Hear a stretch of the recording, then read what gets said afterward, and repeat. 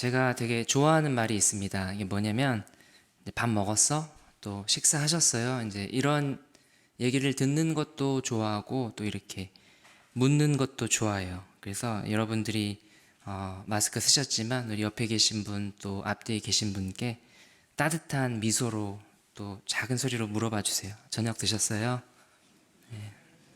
네, 식사하셨어요? 네, 예, 예, 밥 먹었습니다.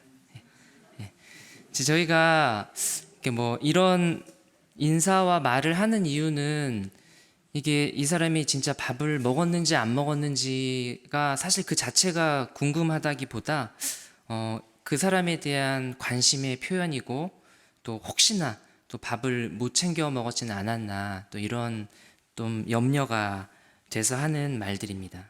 근데 어릴 때 보면 어머니가 이제 밥상을 딱 차려주시고 따뜻하게 이제 홍범아 밥 먹어 되게 하시는 말씀, 또 결혼 후에도 아내가 오늘 피곤했지? 밥 차려줄게 기다려 좀만, 이런 말들이 참 얼마나 듣기 좋은 말들인지 모르겠습니다.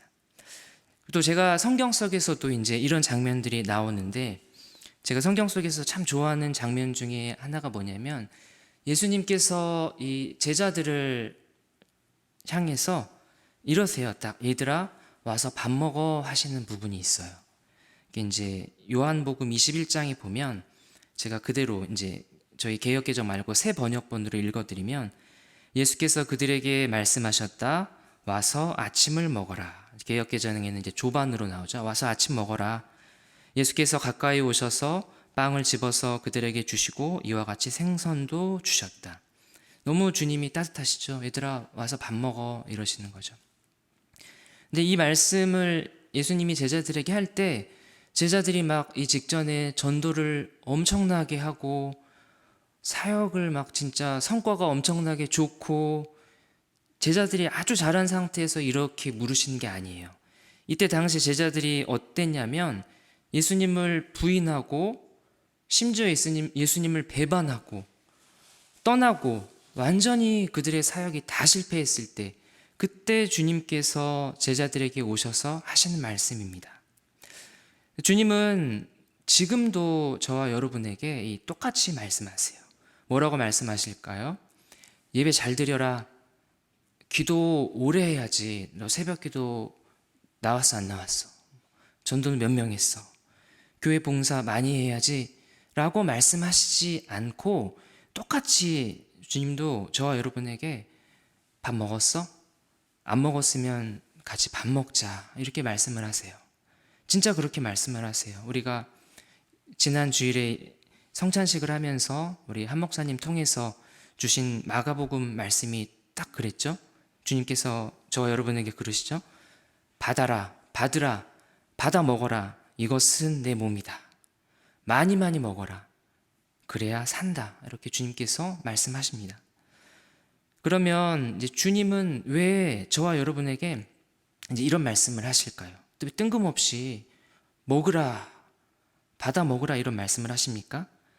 왜 그러냐면, 왜 그럴까요? 주님이 한번, 이게 답이 그렇게 어렵지 않은데 저와 여러분이 한번 생각했으면 좋겠어요. 왜 주님께서는 저와 여러분에게 뜬금없이 많은 말들 중에 먹으라, 밥 먹어야지 이 말씀을 하실까요? 왜냐하면 저와 여러분이 지금 먹고 있지 않기 때문에 그렇습니다. 저와 여러분이 지금 안 먹고 있기 때문에 그렇습니다. 우리 주님을 먹지 않고 있고 주님의 말씀을 먹지 않고 있고 또 주님의 사랑을 먹지 않은 채 그렇게 빼빼 말라서 죽어가고 있기 때문에 주님께서 이렇게 말씀하고 있는 거죠. 오늘 저와 여러분이 읽은 이 성경 요나서에서 하나님께서 지금 요나에게 바로 그 말씀을 지금 하십니다. 여호와의 말씀이 아미떼의 아들 요나에게 임하여 이르시되, 하나님의 말씀이 지금 임했습니다. 그것은 마치 비상 사이렌이 지금 막 울리는 것과 같습니다. 하나님께서 요나에게 말씀하시기를, 요나야 지금 긴급 상황이다. 어서 출동. 이제 이렇게 말씀하시는 것과 같습니다. 하나님이 이렇게 말씀하시는 이유는 뭡니까? 이 요나서에서는 하나님이 왜 말씀을 하시는지 또 하나님이 왜 하필 이 요나를 부르셔서, 여러분들이 잘 아시지만 요나가 그냥 좀 그래요. 왜 요나를 부르셔서 소명을 주시고 또 왜 하필 이 죄악이 가득한 니느웨라는 성 사람들에게까지도 말씀하시며 기회를 주시는지, 하나님은 왜 우리에게 말씀하시며 먹으라고 하시는지 요나서에 잘 담겨 있습니다. 하나님이 이 하나님의 선지자였던 요나에게 말씀하시는 이유와 또 이 죄악이 가득한 이 이방 민족인 이 니느웨 성 사람들에게 말씀하시는 이유와 또 하나님이 자기의 택한 백성인 이스라엘 민족에게 말씀하시는 이유와 그리고 하나님이 오늘 저와 여러분에게 말씀하시는 이유는 한마디로 저와 여러분을 사랑하시기 때문에 말씀하십니다. 이 하나님의 사랑은 우리가 주님을 먹지 않은 채, 그렇게 굶주린 채, 마치 우리 자기 살을 파먹고 사는 이 불쌍한 자기 백성들을 긍휼히 여기시고, 그래서 어서 빨리 이 당신의 생명의 말씀으로 먹이셔서 얼른 다시 살려내고 싶으신 바로 그러한 주님의 사랑입니다. 요나서 1장 1절을 시작으로 펼쳐지는 요나서에서 이 이야기 전체에서 바로 곳곳에 그러한 하나님의 사랑이 가득히 담겨 있다는 것을 저희가 이 요나서를 살펴보면서 계속 발견할 수 있을 것입니다. 저희가 이 요나서 내용은 이제 어릴 때부터 이제 들었기 때문에, 어릴 때부터 교회를 다니신 분은 너무 잘 알고 있습니다. 앞으로 계속 살펴볼 텐데, 그래도 한번 저희가 이 요나서의 전체적인 내용을 한번 같이 이렇게 정리해 보면서 살펴봤으면 좋겠습니다. 이 요나서가 전체 몇 장으로 되어 있습니까? 길지 않죠? 예, 4장으로 되어 있습니다. 4장이니까 딱 나누기 쉽게 이 전반전과 후반전으로 딱 나눠요. 전반전은 1, 2장, 후반전은 3, 4장으로 이렇게 나뉘어져 있습니다. 그래서 이제 앞부분, 전반전, 이 이야기의 전반전인 요나서 1, 2장에는 주로 어떤 내용이냐면, 요나가 하나님의 명령을 듣고도 불순종하고 멀리 도망가는 이야기입니다. 그래서 이제 처음에 어느 날 하나님께서, 저희가 오늘 1절 읽었는데 이제 요나를 부르시죠. 요나야 하고 부르시죠. 그리고 말씀하십니다. 2절에 보면 너는 일어나 저 큰 성읍 니느웨로 가서 그것을 향하여 외치라. 그 악독이 내 앞에 상달되었음이니라 하시니라. 하나님이 이 말씀하신 내용, 즉 하나님이 요나에게 명령하신 내용이 무엇입니까? 요나야, 가라. 어디로요? 니느웨로 가라. 그 니느웨에 사는 사람들의 죄악이 내 앞에 이르렀다. 완전히 가득 찼다. 요나가 어떤 반응을 보입니까? 우리가 한때 이제 노 재팬 했던 것처럼 요나는 노 니느웨 딱 이렇게 합니다. 노 니느웨. 그리고 더 적극적으로 노 니느웨 딱 외치고 나서 하나님을 피해서 도망합니다. 그게 이제 3절 내용이죠. 제가 읽겠습니다. 그러나 요나가 여호와의 얼굴을 피하려고 일어나 다시스로 도망하려 하여 욥바로 내려갔더니 마침 다시스로 가는 배를 만난지라. 여호와의 얼굴을 피하여 그들과 함께 다시스로 가려고 뱃삭을 주고 배에 올랐더라. 하나님이 분명히 여기에 있는 요나에게 니느웨로 가라고 말씀하셨는데, 요나가 어디로 갈까요? 완전 반대쪽 끝인 다시스로 지금 멀리 도망을 가고 있습니다. 그리고 도망가는 배에 딱 바로 마침 배가 또 딱 와 있네요. 그러니까 타고 바로 그냥 가버립니다. 사실 이제 이렇게 되면 어려워요. 이렇게 되면 사실 끝난 거죠. 만약에 하나님이 저에게 홍범아 지금 당장 일본으로 가서 좀 이렇게 복음을 전해라고 말씀하시는데, 제가 이 반대쪽인 서쪽 유럽으로 가는 비행기에 몸을 딱 실어버렸어요. 그러면은 사실 물 건너 간 거 아니겠습니까? 요나도 그런 식으로 하나님의 명령을 이렇게 거절합니다. 그럼 여러분, 이 요나가 왜 이렇게 하나님의 명령을 거절했을까요? 왜냐하면 이 하나님의 심판 메시지를 전해야 할 대상인 이 니느웨 성 사람들 때문에 그렇습니다. 니느웨가 이제 지명인데 성 이름인데 여기가 이제 어느 나라의 수도예요. 어느 나라의 수도냐면 아수르라는 나라의 수도예요. 또 그러면 이 아수르라는 나라가 어느 나라냐면 이 한마디로 이 요나 자기 이제 국가였던 북이스라엘의 왼수 같은 나라였습니다. 북이스라엘을 포함한 이 주변 국가들한테 있어서는 이 아수르라는 나라가 굉장히 깡패 같은 나라였어요.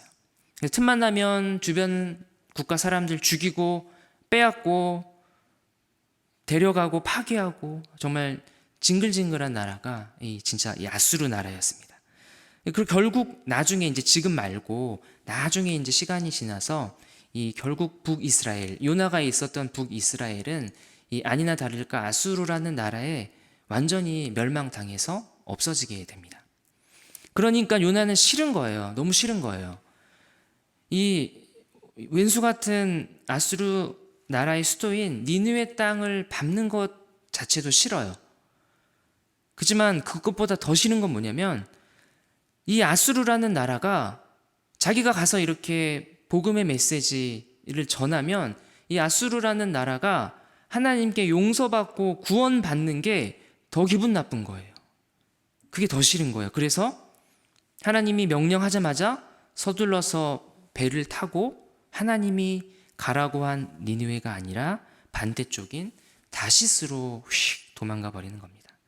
그렇게 급하게 도망치던 요나한테 이제 무슨 일이 일어나는지 저희는 잘 알고 있죠. 무슨 일이 일어납니까? 큰 풍랑을 만나게 됩니다. 폭풍을 만나게 됩니다. 이 요나는 그래서 이제 결국은 그 배에서 이제 쫓겨나죠. 그래서 바다에 이제 산채로 던져집니다. 근데 하나님이 이제 준비하신 큰 물고기가 이제 하나님이 준비하셨어요. 그래서 요나가 이제 물속에 풍덩 빠지기만을 잘 이렇게 대기 타고 있다가 딱 이렇게 입을 쫙 벌려서 요나를 픽업합니다.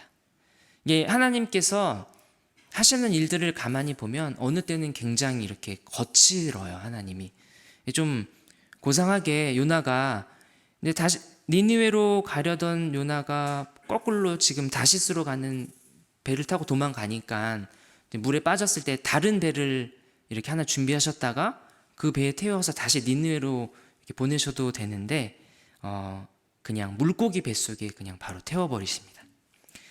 여러분 이 물고기가 무슨 물고기인지 혹시 궁금하신가요? 몰라요. 이게 성경에는 이게 뭐 고래인지 상어인지 몰라요. 그냥 큰 물고기라고만 했어요. 저도 저희가 보통 그림에는 고래로만 봤는데 근데 사실 궁금해할 필요가 별로 없을 것 같습니다. 왜냐면 이게 고래인지 상어인지가 중요하지가 않아요. 지금 제일 중요한 그 하나님의 포인트가 뭐냐면 어떻게든 지금 이 요나 한 사람의 마음을 돌이키시는 게 지금 하나님께는 너무너무 중요한 포인트입니다. 하나님은 왜냐하면 다른 방법이 아니라 하나님이 얼마든지 하실 수 있거든요. 근데 다른 방법이 아니라 요나를 통해서 니느웨라는 성에 가서 당신의 말씀을 선포하시기로 하셨기 때문에 지금 요나의 마음을 돌이키는 게 너무 중요한 지금 일입니다. 하나님이 요나를 너무 잘 아세요. 하나님이 얼마든지 이 요나의 멱살을 확 휘어잡고 니느웨에 그냥 바로 던져 놓을 수도 있어요. 그러면 니느웨에 간 거잖아요, 요나가. 근데 요나는 그런다고 해서 그렇게 하나님께 멱살이 붙들려서 니느웨 성에 가 있는다고 해서 결코 요나가 변하지 않습니다. 돌이키지 않습니다. 또 하나님은 하나님 그 성품 자체가 그런 방법을 원하지 않으세요. 로봇처럼 하나님이 조종해서 요나가 움직이는 걸 원치 않으세요. 그래서 요나에게 말씀하시는 거예요. 굉장히 인격적으로 대해주시면서 알아듣게 계속 얘기해 주시는 거예요. 그렇게 이 하나님의 선하신 뜻이 이루어지는 것을 요나라는 한 명의 하나님의 자녀, 이 요나라는 선지자, 하나님의 말씀을 대언하는 선지자를 통해서 하나님께서 지금 이 일을 선하게 이루어 가시는 중입니다. 어떻게요? 억지로 하지 않으시고 강압적으로 하지 않으시고 요나의 그 마음을 공략하셔서 그 요나의 마음을 움직이시는 것을 통해서 또 그 요나의 마음이 어떻게 움직이게 합니까? 상황들을 자꾸 이끌어 가시면서 그 요나의 마음을 움직여 가게 하십니다. 그렇게 해서 이제 물고기 뱃속에 들어간 요나는 드디어 그 물고기 뱃속에서 마음을 돌이킵니다. 물고기 뱃속에서 무슨 일이 있었길래 이 요나가 돌이켜 회개할 수 있었을까요? 요나는 거기 이제 물고기 뱃속에서 얼마나 어둡고 또 무섭고 두렵고 마치 무덤 속 같고 또 어떤 분은 여기야말로 지옥이다라고 할 정도로 정말 굉장히 무서운 곳입니다. 근데 그곳에서 요나가 할 수 있는 게 뭡니까? 기도할 수 있는 것밖에 없습니다. 기도밖에 못합니다. 그리고 아무것도 없는 그 절망 속에서, 그 암흑 속에서 요나는 하나님과 이렇게 독대하는 그 시간을 갖고 드디어 그 독대하는 시간 속에서 꿈쩍도 하지 않을 것 같았던 그 요나의 돌처럼 굳은 그 마음이 움직입니다. 그래서 어떤 학자는 그래요. 이 물고기 뱃속에 들어간 요나의 피부가 그 이제 우리로 치면 위액. 그 물고기의 위액 때문에 완전히 그 산이 강하니까 다 피부가 녹아내렸을 거다. 벌개졌을 거다. 근데 그럴 수도 있겠죠. 근데 그것보다 더 중요하고 확실한 사실은 뭐냐면 피부가 녹아내린 것보다 그 물고기 뱃속에서 요나의 마음이 녹아내렸다는 것입니다. 결코 무너지지 않고 결코 돌이키지 않을 것 같았던 돌처럼 단단한 그 요나의 마음이 그 물고기 뱃속에서 스르르 녹아내렸다는 것입니다. 그래서 요나는 이렇게 기도하죠. 6절부터의 내용입니다. 제가 읽겠습니다. 주께서 내 생명을 구덩이에서 건지셨나이다. 7절 말씀입니다. 내 영혼이 내 속에서 피곤할 때에 내가 여호와를 생각하였더니 내 기도가 주께 이르렀사오며 주의 성전에 미쳤나이다. 거짓되고 헛된 것을 숭상하는 모든 자는 자기에게 베푸신 은혜를 버렸사오나 나는 감사하는 목소리로 주께 제사를 드리며 나의 서원을 주께 갚겠나이다. 구원은 여호와께 속하였나이다 하니라. 아멘. 요나는 하나님께 이렇게 진실되게 기도를 드렸고 또 하나님께서는 요나의 기도를 들으셨습니다. 하나님이 딴 거 바라지 않으시고 이것으로 충분히 족하다 여기세요.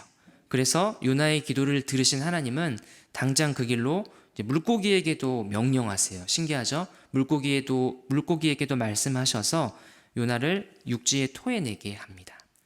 그래서 이제 요나 이야기의 전반전이 끝나고 후반전이 시작됩니다. 아까 요나서 4장 중에서 1, 2장이 전반전, 3, 4장이 이제 후반전인데 주로 이 후반전은 어떤 내용이냐면 요나가 회개하고 마음을 돌이켜서 하나님의 명령을 수행하는 이야기가 이제 나옵니다. 요나는 이제 물고기 뱃속에서 나왔으니까 어디로 가야 됩니까? 처음에 말씀하신 니느웨로 가야 됩니다. 다시 원점이에요. 다시 원점으로 돌아왔어요. 돌아와서 하나님이 처음 말씀하신 대로 니느웨로 갑니다. 처음부터 갔으면 좀 덜 고생할 텐데, 그쵸? 딱 저희들 모습과 너무 같은 것 같습니다. 돌아서 니느웨로 왔는데 이 성경에 보니까 니느웨 성이 어떤 성인지 힌트를 주는데 크기가 얼마나 크냐면 3일 내내 그냥 둘러보는 데만 3일 내내 걸리는 아주 큰 성이 니느웨라고 하는데 여기서 요나는 딱 얼마 동안만 하나님의 말씀을 선포했을까요? 딱 하루만 그 말씀을 선포합니다. 그러니까 한마디로 대충 그냥 전한 겁니다. 그 내용도 길지도 않습니다. 40일만 지나면 니느웨가 무너진다. 끝. 이렇게 이제 하루 동안 다니면서 이렇게 대충 선포를 하는데 아마도 요나의 마음이 짐작이 가시죠? 어떤 마음이었을까요, 요나가? 누가 이렇게 하면 누가 듣기나 하겠나? 아니 차라리 그냥 아무도 못 들었으면 좋겠다. 아무도 못 들어서 여기 니느웨 성에 있는 이 아수르 사람들, 이 원수 같은 이스라엘 민족에게는 원수 같은 이 사람들 구원 못 받았으면 좋겠다. 아마 이런 마음이었을 것 같습니다.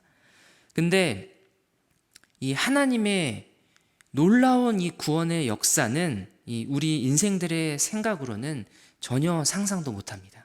그죠? 그래서 이방 사람들이었던 이 니느웨 성 사람들이 그 대충대충 전하는 그 요나의 설교 같지도 않은 설교를 듣고 참 희한하게 놀랍게 돌이켜서 회개하는 역사가 일어납니다.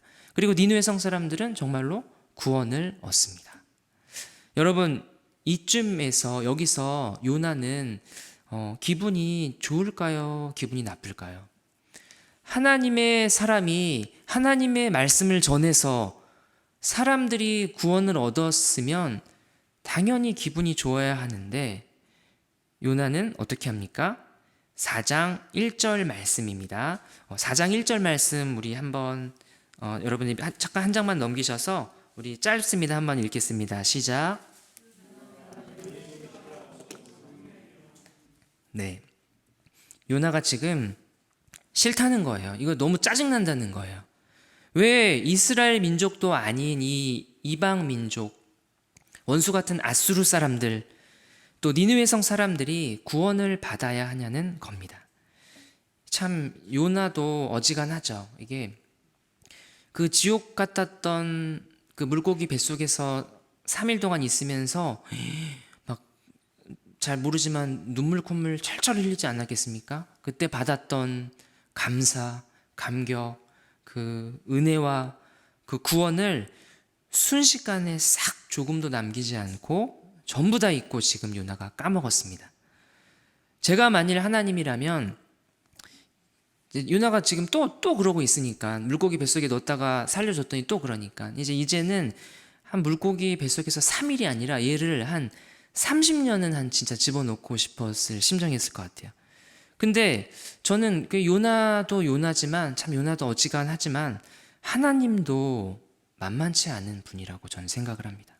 왜냐하면 이 요나를 저처럼 너 다시 3일이 아니라 한 30년은 이 뱃속에 들어가야 되겠군 하고 보내버리시는 게 아니라 요나와 마주 앉아서 얘기를 하기 시작하세요. 대화를 하기 시작하세요. 하나님이 막 요나가 차라리 날 그냥 죽여버려 주세요 막 이렇게 막 꼬장을 부리는데 요나에게 요나야 앉아봐. 너가 지금 이렇게 화를 내는 게 요나야 옳으니? 이렇게 얘기를 하세요. 하나님이 말씀하시는데 요나야 내가 어떻게 이 좌우도 분별하지 못하는 이 니느웨의 수많은 사람들이 살고 있는데 내가 어떻게 이 사람들을 불쌍히 여기지 않겠니? 라고 요나에게 물으세요. 그렇게 물으시면서 요나서가 그냥 갑자기 끝나버리는 거예요.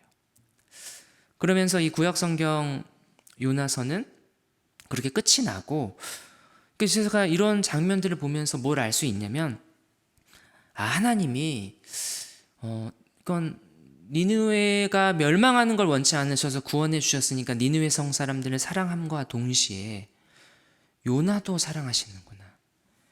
저희가 볼 때는 요나가 진짜 꼴통 같고 너무 답이 없지만 그런 요나도 하나님이 너무 지금 굉장히 사랑하시는구나라는 게 그 하나님의 마음이 느껴지는 거죠. 그게 하나님이세요. 이 죄악에 파묻혀 사는 이 이방인이라 할지라도 니느웨 사람들요. 그리고 또 이렇게 엉망진창 날라리 같은 선지자 요나라 할지라도 하나님의 사랑은 우리가 생각하는 것보다 제가 미치는 그 생각보다 훨씬 더 크고 하나님의 사랑이 깊으신 거예요. 저와 여러분이 그 크신 하나님의 사랑 안에 살고 있다는 것을 저희가 꼭 기억하시기를 바랍니다. 앞서 이제 지금까지 쭉 요나서의 전체 내용을 살펴봤는데 이제 하나만 더 저와 여러분이 같이 했으면 좋겠는 건 뭐냐면 계속 요나서를 살펴볼 텐데 세 가지를 대조하면서 요나서를 계속 봤으면 좋겠어요. 이제 요나서에 등장하는 인물들이에요.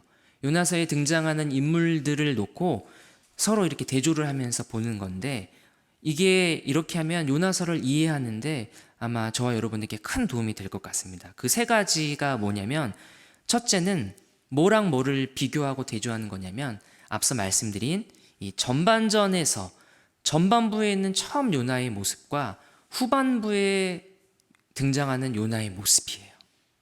이게 둘을 비교해 보는 거예요. 앞에 전반전 요나서 1, 2장에서의 요나의 모습 어땠습니까? 하나님의 명령, 하나님의 말씀을 듣고도 그 명령이 듣기 싫어서 불순종하고 도망치는 이야기였습니다. 그리고 3장, 4장 후반전에 나오는 요나의 모습은 어떻습니까? 물고기 뱃속에 들어가서 회개하고 돌이켜서 하나님의 명령을 수행해가는 이야기였습니다. 근데 여러분, 우리가 이제 착각하면 안 되는 게 앞에 요나서 1, 2장에서의 요나는 잘 못했어. 그런데 후반부에 와서 3, 4장에서 요나는 물고기 뱃속에 들어갔다 와서 그래도 좀 잘했어가 아니라 요나가 똑같습니다. 그래서 이렇게 비교를 해보라는 거예요. 사람이 되게 쉽게 안 변하잖아요. 근데 요나도 쉽게 달라지지 않습니다. 요나가 물고기 뱃속에서 회개하고 하나님의 말씀을 듣고 그 하나님의 말씀에 순종하면서 니느웨로 왔지만 여러분이 본 요나의 모습은 어떻습니까? 여전히 그 요나의 마음은 여전히 하나님이 못마땅하고 여전히 그 원수 같은 니느웨 사람들을 꼴도 보기 싫어합니다. 그래서 이 모습을 보고서 이 앞에 요나의 모습, 뒤에 요나의 모습을 보면서 팀 켈러 목사님이 이 요나를 누구와 비교를 하냐면 여러분 신약 성경 누가복음 15장에 보면은 아주 유명한 그 비유가 나와요. 무슨 비유냐면 탕자 이야기가 나오죠. 그래서 어떤 이야기입니까? 먼저 동생 탕자죠. 동생 탕자가 아버지의 재산을 미리 받아가지고 아버지를 떠나서 도망가서 살아요. 그러다가 나중에 이제 후회하죠. 내가 아버지에게서 도망간 것을 후회하고 회개하고 다시 어떻게 합니까? 아버지께로 다시 돌아가죠. 요나도 똑같죠? 처음에 하나님을 피해서 도망갔다가 후회하고 회개하고 다시 하나님께로 돌아옵니다.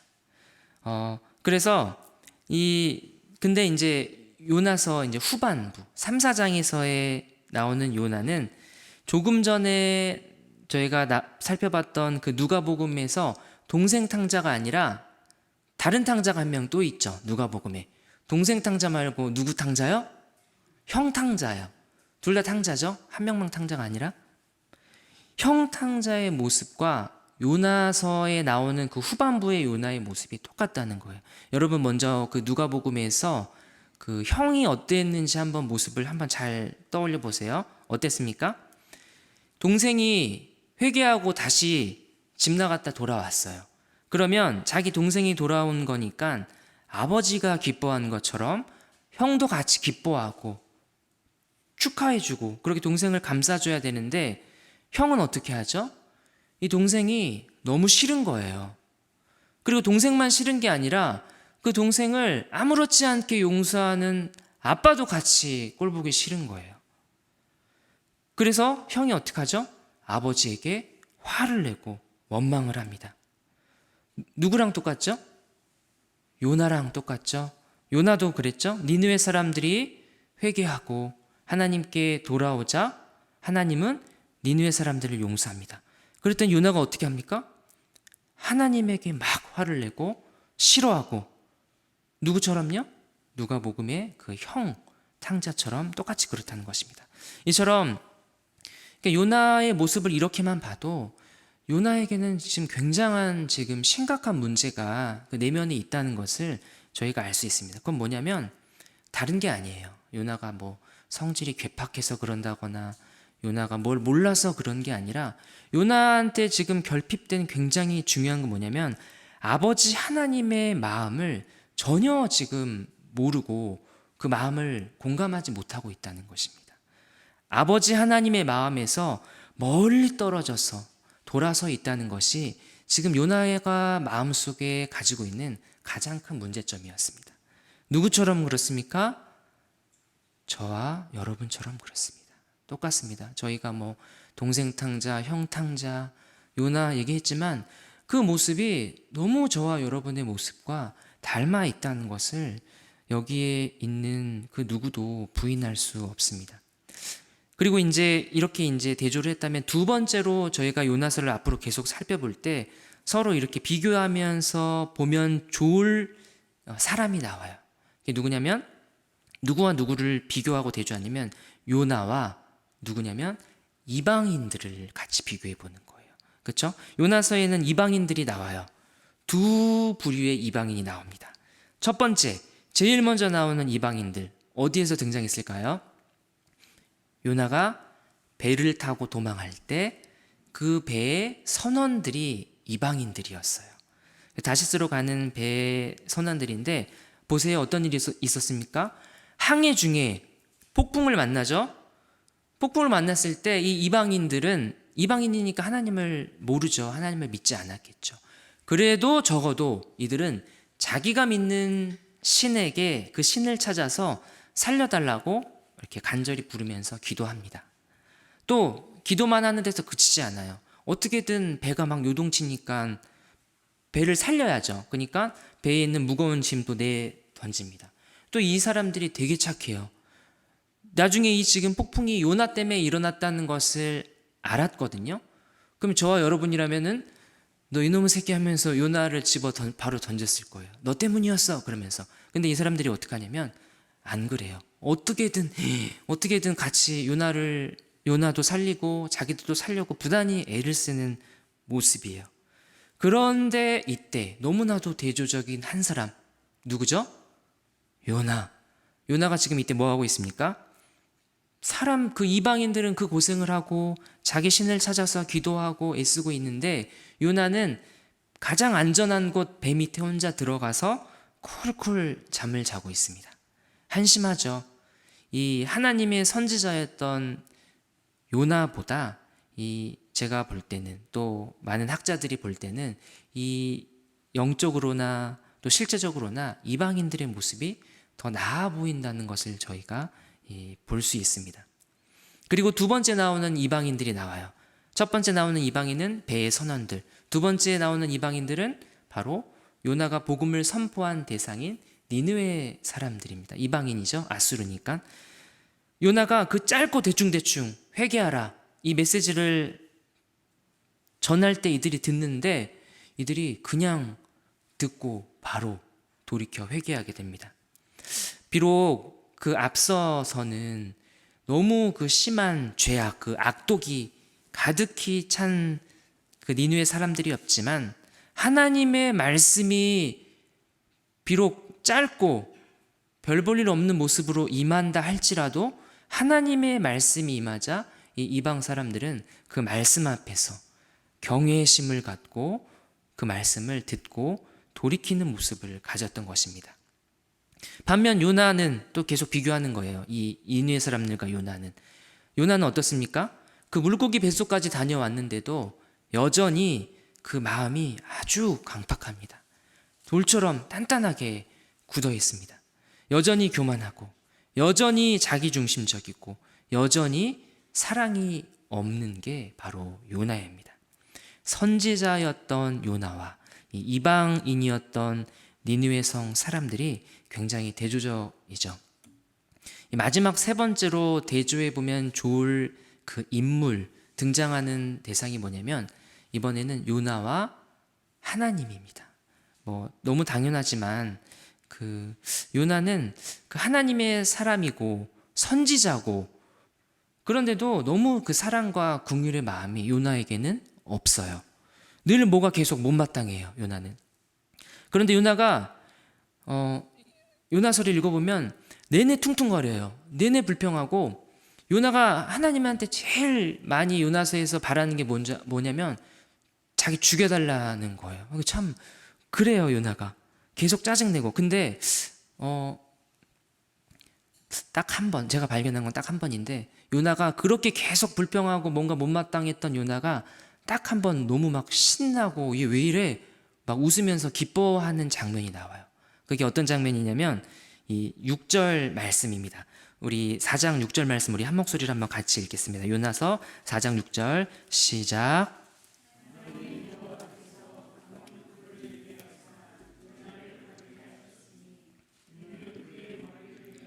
그늘이 지게 하며 그의 괴로움을 면하게 하려 하심이었더라. 요나가 박넝쿨로 말미암아 크게 기뻐하였더니. 요나는 이제 그렇게 이제 니느웨 성에 그 하나님의 심판의 메시지를 전하고 나서 되게 못됐어요. 어떻게 하죠? 그냥 안 가고 어느 한쪽에, 성 바깥이겠죠? 한쪽에 이렇게 자리 잡고 구경하고 있는 거예요. 왜 구경했겠습니까? 저거 어떻게 안 무너지나, 무너졌으면 좋겠는데 이러면서 구경하고 있었겠죠?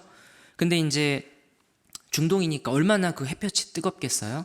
그 햇볕이 뜨거워서 하나님, 사실 이 박넝쿨도 하나님이 만들어 주신 건데 박넝쿨로 햇볕이 가려지니까 이게 너무 좋고 또 좋다. 박넝쿨이 너무 좋고 신나는 거예요. 그래서 이 박넝쿨을 사랑한 요나입니다.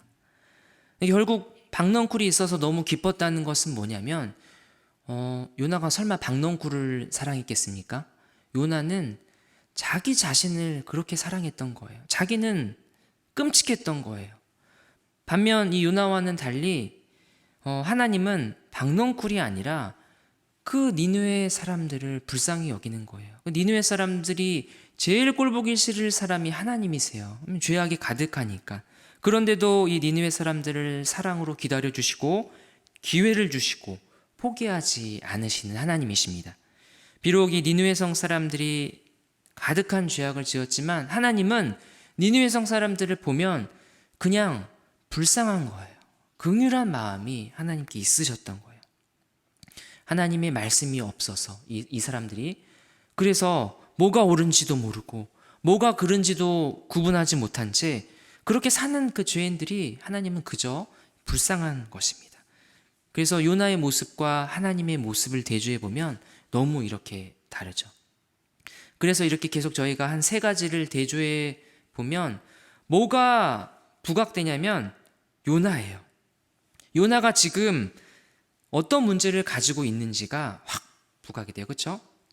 이방인이랑 비교해도 그렇고 하나님이랑 비교하면 뭐 말할 것도 없고 요나가 지금 굉장히 큰 문제를 갖고 있다는 것입니다. 이렇게 하나님께서 요나에게 이 문제점을 드러내시면서 간절히 바라시는 것은 뭐냐면, 요나, 네가 얼마나 형편없는지 너도 알겠지? 넌 이제 아웃이야. 이걸 원하시는 게 아니라 하나님은 마침내 나중에는 이 요나와 이스라엘 민족이 부디 이런 정말 이 끝없는 교만함을 내려놓고 이제는 하나님께 돌아와서 니느웨 같은 이 이방 사람들에게 하나님의 말씀에 그 빛을 비추면서 죄악 속으로 빠져들어가는 그들을 옳은 길로 선도하면서 그렇게 온 열방이 하나님께 돌아오는 것을 하나님은 원하고 계시는 겁니다. 그렇게 변하기를 원하시는데, 바로 하나님이 그렇게 변하기 원하시는 그 요나 한 사람이 누굽니까? 바로 저와 여러분이고, 또 그렇게 이스라엘 민족이 열방의 그 민족들에게 그 주님의 그 말씀, 그 빛을 전하기 원하시는데, 그렇게 변하기를 원하시는 그 민족이 누구입니까? 바로 우리 천은교회라는 것입니다. 저와 여러분, 그리고 우리 천은교회가 우리에게 말씀하시는 그 하나님의 그 말씀을 깊이 깨닫고 또 그 말씀하시는 대로 그 말씀을 따라 살 수 있기를 간절히 바랍니다. 그런데 저와 여러분이 가지고 있는 이 요나 못지않은 심각한 문제가 있습니다. 지금까지 이제 제가 신나게 요나를 욕했잖아요. 근데 그 문제를 고스란히 갖고 있는 사람들이 바로 저와 여러분이라는 것입니다. 먼저 저와 여러분은 이렇게 생각합니다. 하나님은 나에게 아무 말씀도 하지 않으신다. 그렇죠?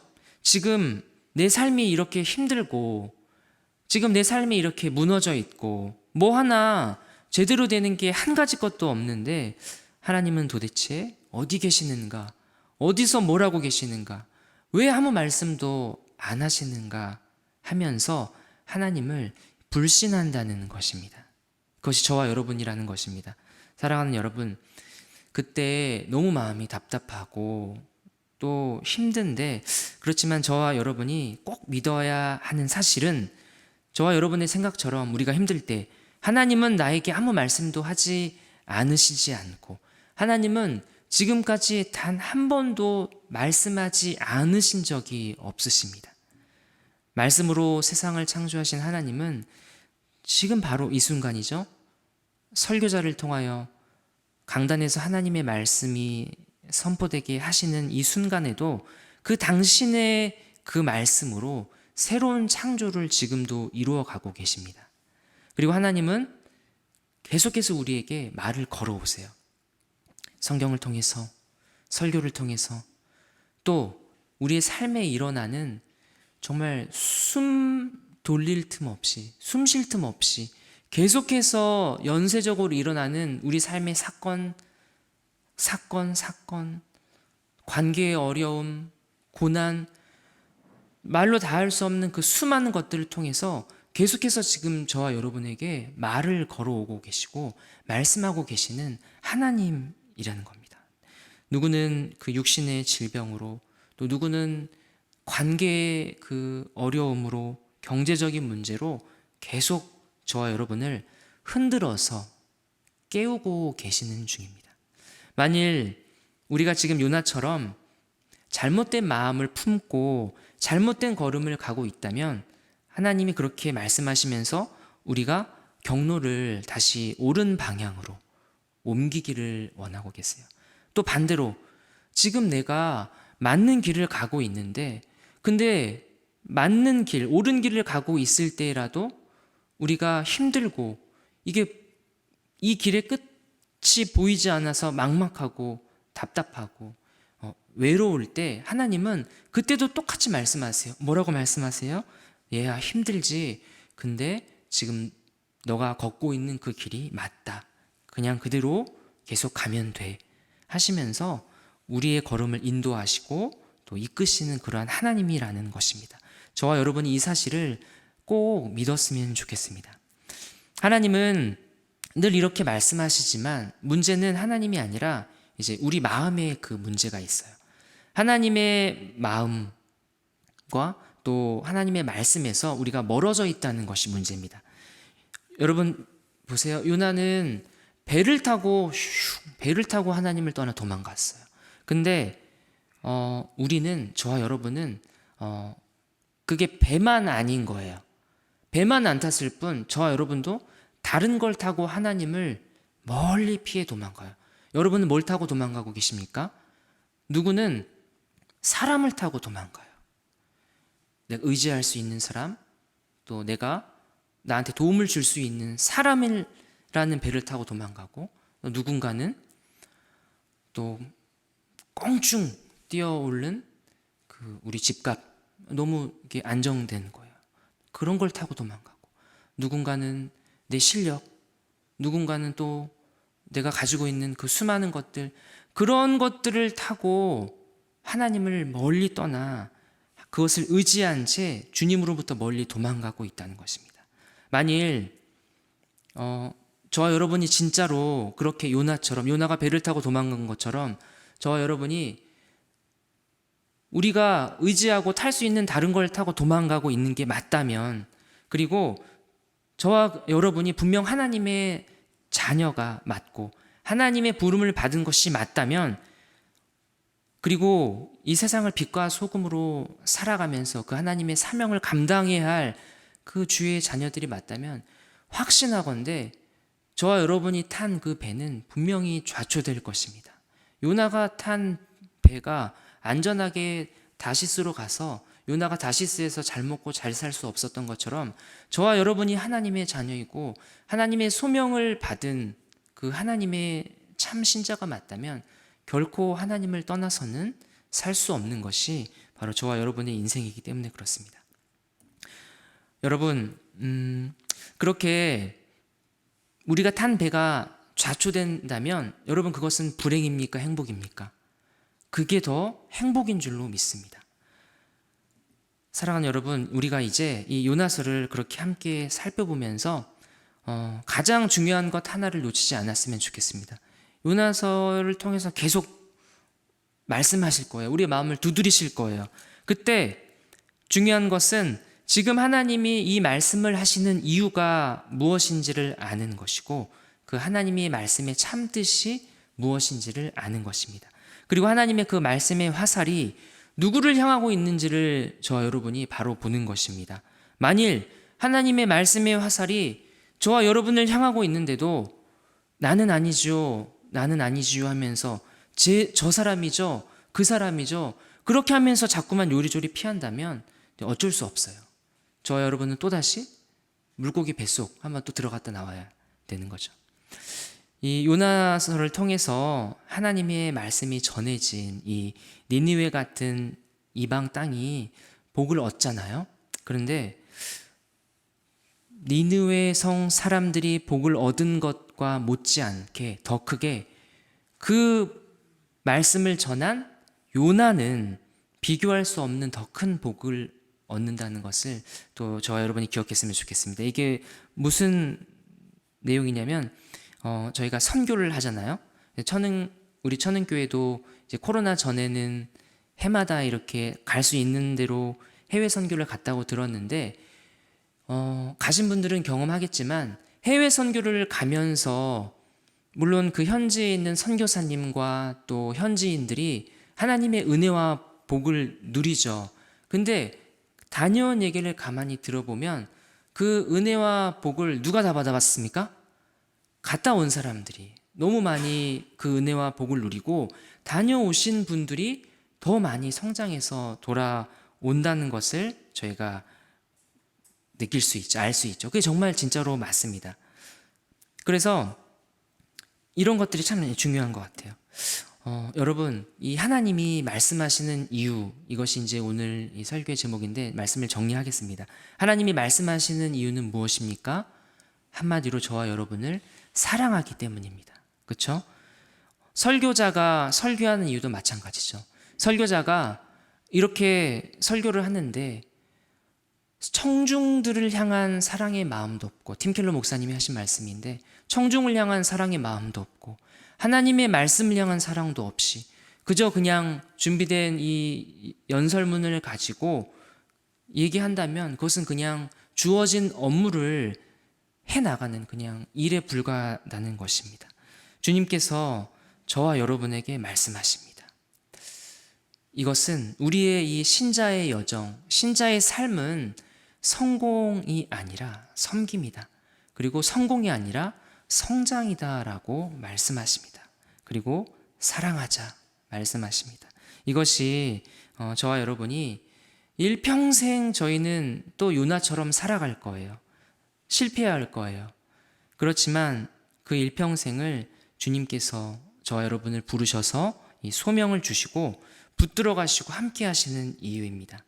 때로는 참 살다 보면 너무 우리의 삶이 힘들어지고 또 하나님의 말씀이 때로는 우리의 그 차가운 현실 속에 비수같이 내려 꽂히면 오히려 그 말씀 때문에 우리의 삶이 더 힘들어지기도 하지만, 그러나 그렇게 힘들어져서 우리의 상황이 더 힘들어져서 하나님을 더 바라볼 수 있다면, 하나님을 더 의지할 수 있다면 그것은 하나님께서 저와 여러분을 너무나도 사랑하신다는 그러한 사실이라는 것을 확신하는 저와 여러분이 되기를 간절히 바랍니다.